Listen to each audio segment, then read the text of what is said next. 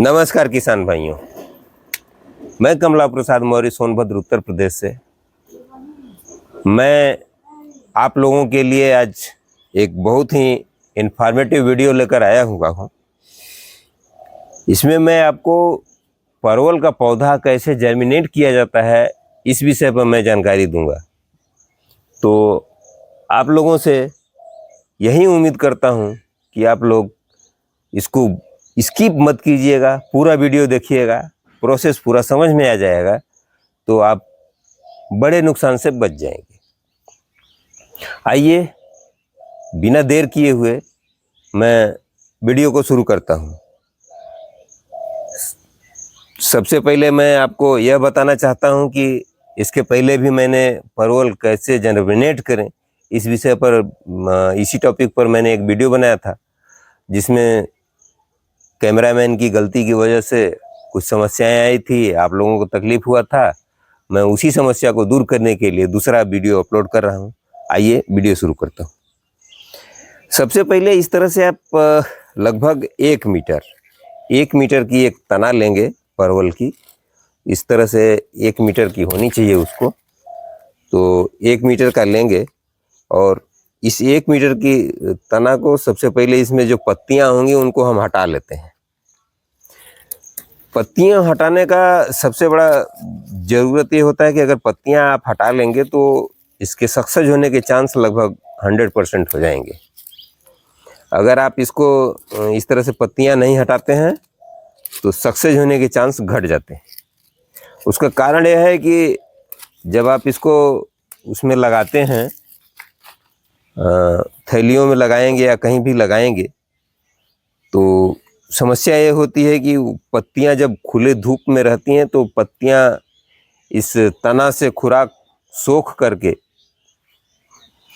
और एनर्जी को बर्बाद करती हैं, जिससे ये तना सूख जाती है और पौधा जर्मिनेट नहीं होता है। तो इसके लिए सबसे पहले इस तरह से तैयार कर लेंगे। तैयार करने के बाद और मैं आप लोगों को दिखाने के लिए देखिए पारदर्शी पन्नी इस्तेमाल कर रहा हूं, लेकिन आप लोगों को जो करना है वो काले रंग की पॉलीथीन की थैली इस्तेमाल करना है, इसलिए कि उसकी थोड़ी लाइफ ज़्यादा होती है। मान लीजिए आपको परवल का पौधा 2-2.5 महीने तक सेव करके नर्सरी में रखना है, उसके बाद आप लगाना चाहते हैं, तो उसमें काले रंग की रहेगी तो वो जल्दी ख़राब नहीं होती है। तो कुछ भाइयों ने कमेंट किया था कि अगर एलोवेरा ना हो तो, अगर एलोवेरा भी नहीं है तो भी काम चलेगा, कोई प्रॉब्लम नहीं। इसमें कुछ भी मत लगाइए, मत फंजीसाइड लगाइए, कुछ मत लगाइए। पहले आप प्रोसेस को समझ लीजिए। प्रोसेस यह है कि सबसे पहले हम इस तरह से मिट्टी लेते हैं।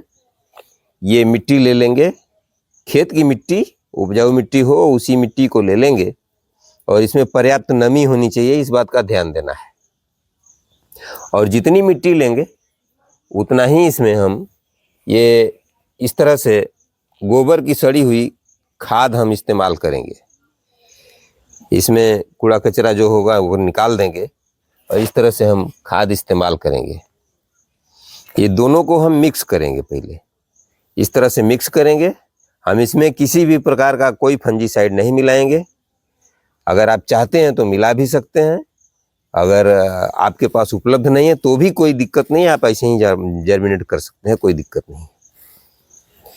तो आप देख रहे हैं इसमें करना यह है कि अब इसको मिक्स करने के बाद 50% गोबर की सड़ी हुई खाद या वर्मी कंपोस्ट और 50% ही मिट्टी, खेत की मिट्टी, उसको ले करके और इस तरह से थैलियों में आप भर लेंगे। पहले ये थैलियाँ एक बार मैं आपको बता चुका हूँ कि ये किसी दूसरे कलर, यानी हो सके तो ब्लैक होनी चाहिए। ब्लैक होगी तो ज़्यादा अच्छा रहता है। वैसे हमारे पास उपलब्ध नहीं था इस वर्तमान में, तो मैं इसी को इस्तेमाल कर रहा हूँ, पारदर्शी पन्नी को। लेकिन आपको करना यह है कि वो ब्लैक कलर की हो तो ज़्यादा बेहतर रहेगा। वैसे आप किसी कलर की में कर सकते हैं, उसमें कोई प्रॉब्लम है नहीं। तो इस तरह से इन थैलियों को आप भर लेंगे। अब भरने के बाद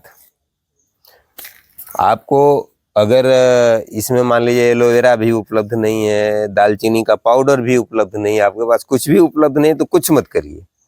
इसमें देखिए गांठें कितनी हैं, 1 2 3 4 5 6 7 8 9 गांठें हैं। इन 9 गांठों में आपको इस तरह से करना है कि ये गांठें जो है ये इस तरह से हो, इस तरह से, मतलब कम से कम, जैसे ये गांठें हैं, ये 2 गांठें हमेशा बाहर होनी चाहिए, ये जमीन के ऊपर होनी चाहिए। ये 2 गांठें कम से कम जमीन के ऊपर हो और बकिया सभी गांठों को अंदर कर दीजिए। इसमें कोई प्रॉब्लम नहीं है, सारी गांठों को अंदर कर दीजिए। इस तरह से मोड़ करके आप खूब अच्छी तरह से ये इस तरह से पॉलीथीन की थैलियों में, और जो इसका जोड़ होता है उसको अंदर ही रखना है, बाहर मत कीजिएगा। वो करेंगे तो थोड़ा सा सक्सेस रेट कम होता है और कोई प्रॉब्लम होती नहीं, ज़्यादातर जर्मिनेशन तो हो ही जाता है। तो अब थैलियाँ थोड़ी सा आप जो है ठीक से भर लेंगे। आइए दिखा देते हैं हम आपको। क्या बोआ था, परोरा? हाँ हाँ, परवल का पौधा कैसे जमाया जाता है ये मैं बताने का प्रयास कर रहा हूँ आप लोगों को। तो इस तरह से आप इसको जो है इस तरह से दबा करके खूब मिट्टी में, और इसको थैलियों को भर लेंगे। इसमें हम किसी भी रूट ग्रोथ रूट हार्मोन का किसी भी प्रयोग नहीं किए हैं। ऐसे ही हम इसमें इस्तेमाल कर रहे हैं, किसी भी फंजीसाइड का प्रयोग नहीं किए हैं। इसको हम इसी तरह से कर लिए हैं। तो ये इन थैलियों के बीच में होना चाहिए, और ध्यान रहे ये 2 गांठें ऊपर होनी चाहिए। 2 गांठें ऊपर रहेंगी, शेष यहाँ तक आप ढक सकते हैं मिट्टी में। और उसके बाद समय समय पर इसमें नमी की कमी होने पर हर समय सिंचाई करते रहें। 2 दिन 3 दिन जब भी हो आप चेक कर लीजिए। जब नमी इसमें पर्याप्त न हो, कमी होने लगे, तो आप हल्की सिंचाई कर दीजिए। और इन थैलियों में इस तरह से चारों तरफ से छेद होना चाहिए। इस तरह से छेद कर दीजिए चारों तरफ, थैलियों में चारों तरफ इस तरह से छेद कर दीजिएगा, जिससे अगर बाय द वे आप पानी देने में गलती कर जाएं और पानी कुछ अधिक हो जाए थैलियों में, तो वो इन छेद के माध्यम से निकल जाए, जिससे आपकी जड़ें न सड़ें। तो इस बात का ध्यान दीजिए। फिर ये पौधे जिसे जितने दिन तक हमको रखने हैं, मान लीजिए ज़्यादा दिन तक रखने हैं, तो ये थैली थोड़ी बड़ी होनी चाहिए। लगभग मान लीजिए 1 से 1.25 किलो की है, तो आपको 1.5 से 2 किलो की थैली इस्तेमाल करनी है। और जब बड़ी थैली रहेगी तो उसमें आराम से 2 महीना तक आप इसको सरवाइव कराएंगे। इसमें से लताएं निकल जाएंगी और उसको बढ़ने दीजिएगा आराम से। आप नवंबर में न करके आप उसको जनवरी या फरवरी में आप ट्रांसप्लांटिंग कर सकते हैं। जब आपका खेत खाली हो जाए तब आप ट्रांसप्लांटिंग कर सकते हैं, और बड़े ताव से वो चलेगा। तो इसमें क्या है कि मान लीजिए लता अभी उपलब्ध हो गई, खेत आपके पास तैयार नहीं है, तो इस तरह से आप तैयार करके आप रख सकते हैं। आप खेत से जब चुन करके लाते हैं तो इस तरह से कर सकते हैं। हम जो भेजते हैं वो लताओं में ये पत्तियां नहीं होती हैं, हम पत्तियां तोड़कर ही भेजते हैं आपके यहाँ। और आप इस तरह से जब करेंगे तो आपको सफलता मिलेगी। इसमें किसी भी फंजीसाइड का हमने इस्तेमाल नहीं किया है, किसी भी रूट हार्मोन का इस्तेमाल नहीं किया है। आप चाहेंगे तो इस तरह से बिल्कुल ग्रो कर सकते हैं, उसमें दिक्कत नहीं होती। हो सकता है 2-4% कम आपका वो सक्सेस रेट हो, फिर भी आपको घबराने की ज़रूरत नहीं है, क्योंकि आप खेत में नहीं लगाए हैं। जब आप नर्सरी में इसको रखेंगे तो उसका लाभ आपको मिलेगा। एक चीज़, दूसरी चीज़, किसानों की सबसे बड़ी समस्या होती है, वो लोग कहते हैं कि टेम्परेचर कम होने पर ये हमारा जर्मिनेट कैसे होगा। तो टेम्परेचर आप जानते हैं कि जैसे ही 20 डिग्री से नीचे आएगा तो जर्मिनेट करने में प्रॉब्लम होने लगती है। तो उसके लिए मैं एक सोल्यूशन लेकर आया हूँ, मैं आपको बता दूँ, आप अच्छी तरह से उसको मैनेज कर सकते हैं। आपसे निवेदन करता हूँ छायाकार महोदय, थोड़ा खड़ा होकर के आप हमारा दिखाइए इसको। आप ये देख लीजिए कि इस तरह से इन थैलियों को ये इस तरह से अपना रख दीजिए। ये बांस की टहनियों को इस तरह से जमीन में गाड़ दीजिए, इधर भी गाड़ दीजिए और उधर भी देखिए ये भी हमने गाड़ रखा है, इधर गाड़ रखा है और इधर भी गाड़ रखा है।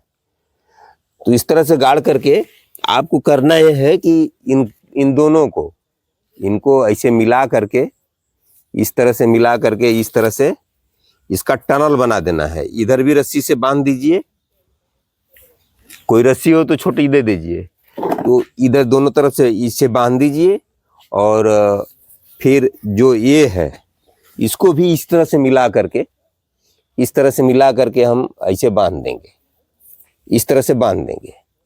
जब आप ऐसे बांध देंगे तो ये टनल टाइप का हो जाएगा। तो टनल टाइप का हो जाएगा। इस पर क्या करना है, ऊपर से पारदर्शी पॉलीथीन, जिस पॉलीथीन का हमने यहाँ इस्तेमाल किया है, ये इसी तरह की पॉलीथीन जिसमें धूप आसानी से आ सके, उसको जो है इसके ऊपर से चारों तरफ से कवर कर देंगे, चारों तरफ से कवर कर देंगे। तो जब 15 डिग्री सेल्सियस या 12 डिग्री सेल्सियस भी टेम्परेचर रहेगा, तब भी ये पौधा इसमें जर्मिनेट हो जाएगा। इसको रात में आप जरूर कवर करेंगे, भले दिन में खोल दें इस पर से पॉलीथीन, लेकिन रात में जरूर कवर करेंगे। उम्मीद है आपको समझ में आ गया होगा। ये निश्चित रूप से इस तरह से बांधना है और लीजिए बांध करके मैं दिखा दे रहा हूं आपको। इस तरह से बांध लीजिए, ऐसे बांधिए, बांध करके इसको तैयार कर दीजिए। क्योंकि ज़्यादातर लोग कमेंट करते हैं कि हमको समझ में नहीं आया। उस बार वीडियो अच्छा नहीं बना था, इसके लिए मैं क्षमा चाहता हूं। तो इस तरह से आप बना लीजिए। ये टनल जितनी नर्सरियां आपको रखनी हो, मान लीजिए 1000, 2000, 4000 के लिए जितना बनाना है, उतने को ये उतना ही बड़ा आपको बनाना पड़ेगा। तो उतना ही बड़ा आप टनल बना लीजिए और उसी टनल को हिसाब से रखिए। इसे थोड़ा दूर से दिखाइए, देखिए ये बच्चे बांध रहे हैं। इस तरह से ये टनल तैयार हो गया। इसी टनल में हमको इसको रखना है। जब हम इस टनल में इस तरह से रखेंगे तो हमारा परवल का ये पौधा बहुत जल्दी ग्रोथ कर जाएगा। इसके ऊपर से आपको करना है कि वहीं पारदर्शी पॉलीथीन की पन्नी को ऐसे लगा करके इधर मिट्टी से दबा देंगे, उधर भी मिट्टी से दबा देंगे, इधर भी दबा देंगे। हमको जितना पौधा रखने की ज़रूरत है, हम उतने ही लंबे और उतने ही बड़े हम टनल का निर्माण करेंगे। और इसे बहुत महंगा नहीं है, आप इस तरह से व्यवस्था कर सकते हैं। पॉलीथीन की जो पन्नी है, जो पारदर्शी इस तरह की आती है, इसको आप ऊपर से ले करके इस तरह से कवर कर देंगे। तो इसमें टेम्परेचर 5 से 7 डिग्री तक बढ़ जाता है और बड़े आराम से परवल आपका जर्मिनेट हो जाएगा। आज जब परवल जर्मिनेट हो जाएगा तो जर्मिनेट होने के बाद आप थोड़ा कम टेम्परेचर पे भी रख सकते हैं, क्योंकि हमको 2-2.5 महीने रखना होता है। जनवरी फरवरी में हम ट्रांसप्लांट करते हैं, जब फसल से खेत खाली होता है तब हम जर्मिनेट करते हैं, मतलब तब हम उसको ट्रांसप्लांट करते हैं, खेत में लगाते हैं, या पहले भी लगा सकते हैं। जैसे ही ये तो 1 महीने के अंदर जर्मिनेट हो जाएगा, मतलब 15 से 20 दिन में ये जम करके तैयार हो जाएगा, तब हम इसको लगा सकते हैं। तो उम्मीद है ये प्रोसेस पूरा आपको समझ में आ गया होगा। इसमें हम एलोवेरा का यूज नहीं किए हैं, किसी भी रूट हार्मोन का यूज नहीं किए हैं, किसी भी फंजीसाइड का यूज नहीं किए हैं। आपको साफ़ सुथरी मिट्टी लेनी है और ताज़ा मतलब सड़ी हुई गोबर की खाद लेनी है या वर्मी कंपोस्ट लेना है, उससे इसको तैयार करना है। तैयार करके इस तरह से आप जर्मिनेट कर सकते हैं, बड़े अच्छे से ग्रो होगा और आपको इसका फ़ायदा मिलेगा। आप जितने दिन चाहें, जैसे खेत में होता क्या है कि सीधे लोग लता लगा देते हैं, तो जब खेत में सीधे लगा देते हैं तो मान लीजिए कहीं कोई पौधा जर्मिनेट नहीं हुआ, तो नहीं जर्मिनेट होने पर समस्या ये हो जाती है कि किसान कहता है कि हमारा खेत परती रह गया। तो ऐसी समस्या का हल आपका यही रहेगा कि इस तरह से जब पौधे हमारे पास तैयार रहेंगे तो हमारा कहीं भी कोई गैप फिलिंग नहीं करनी पड़ेगी, कहीं भी खेत परती नहीं रहेगा, हर जगह हमारा पौधा जर्मिनेट हो जाएगा। तो हर जगह पौधा लगा देंगे और उसकी सिंचाई भराई या उसका सेवा करेंगे और उसका ग्रोथ शुरू हो जाएगा। चलिए किसान भाइयों, यहाँ तक मैंने वीडियो बनाया, बताया है आपको। उम्मीद है पूरा प्रोसेस समझ में आ गया होगा। अब इसके बाद वाली वीडियो जो आएगी उसमें मैं कोशिश करूँगा, थोड़ा हो सकता है 2-4 दिन और लेट हो जाए, तो उसमें क्या करना है आपको, इसको लगाने का जो प्रोसेस होता है वो मैं बताने का प्रयास करूँगा। और उसके बाद फिर इसकी मचान विधि से कैसे किया जाता है इसके विषय में भी बताने का प्रयास करूँगा। तो इसी के साथ मैं इस वीडियो को समाप्त करता हूँ। नमस्कार, धन्यवाद, जय जवान, जय किसान।